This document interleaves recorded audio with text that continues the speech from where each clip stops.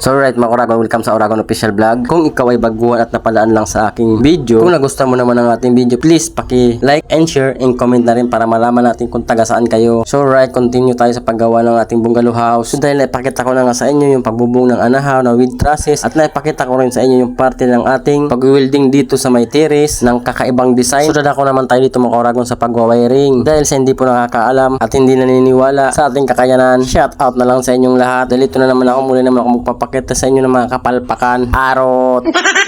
So dahil nga hindi ko pa natapos yung paggawa natin ng railing, dahil hinihintay pa natin yung deliver na materialis, so kaya nilinyang ko muna itong ginagawa natin na bungalow house. So gumamit pala ako dyan ng flexible hose at utility box. Siyempre di mawawala ang junction box. So gumamit pala ako dyan ng wire na number 12. Dalawang klase pala ang binili natin dyan na wire, yellow at itim, para malaman natin ang negative at positive, para malaman natin ang pinaka mean live. So madalas kasi kapag ako nag-wiring, isa lang kulay ang binibili ko. Dahil nga sinasabi ko sa kliyente ko para makatipid, dahil nakakaintindi rin kasi tayo konti sa wiring. Kaya sa mga master natin dyan na mga electrician, shout out na lang sa inyong lahat. Dahil isi-share ko lang yung aking nalalaman. So ayun na nga. So dito nga sa bungalow house, gusto ng may-ari at gusto ng ating client na bilhin daw natin na wire, dalawa, para na magkaiwala ang negative at positive. Dahil wala daw problema kung maggastos sila. Basta daw ang importante magandang kalalabasan. Kaya naman kabira-bira, bigay ko naman yung aking best. Kaya ito na naman tayo, wiring na naman ang ating hinahawakan. Kaya yung mga basher natin yung magtaas kilay na naman, arot.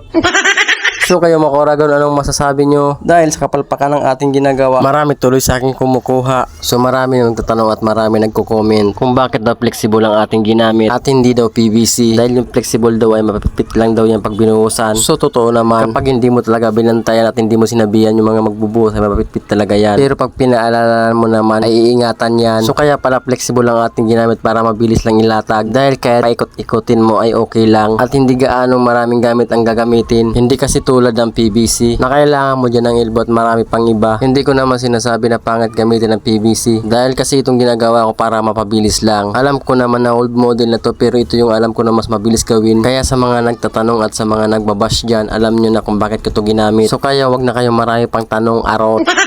Dahil parang pag-ibig lang yan, isisiksik mo yung sarili mo na ayaw naman sa'yo, arot. Kaya naman sa mga nag-electrical dyan ang ginagamit ay PVC, wag nyo na akong pakialaman, arot. Dahil itong ginagawa ko ay diskarte ko rin to. So ito na nga, bumili na pala ako niya ng switch at outlet. So galing pa pala yan sa Wilcons. Kaya medyo naka-upgrade na ang ating outlet at ang ating switch. So kaya nilalagay ko na pala isa-isa. So bali pala iyo muna yan ang nilalagay ko yung mga outlet out switch. Dahil hindi ko pa pala nalilipat yung ating drop wire sa ating main breaker. At hindi ko pa rin pala nawawiringan ang kwarto at ang CR para sa ating magiging ilaw. Dahil sa kadahilanan hindi pa tayo nakakalagay ng metal paring para sa ating kisame. Kaya naman sa mga followers ko dyan nag-aabang ng aking mga video, sana huwag kayong magsawang suportahan ako dahil itong mga ginagawa kong video, dahil kahit hindi nyo naman aminin ay may natutunan kayo, dahil hindi naman dadami ang ating followers at ang ating subscriber kung hindi nyo nagugustuhan itong mga pinapakita ko. Kaya naman maraming salamat at sa suporta nyo, dahil pagdating ng panahon ay babalikan ko rin kayo para sa pagpapasalamat ko rin sa inyo. Kaya naman ano pang hinihintay nyo, please follow and subscribe na. To be continue.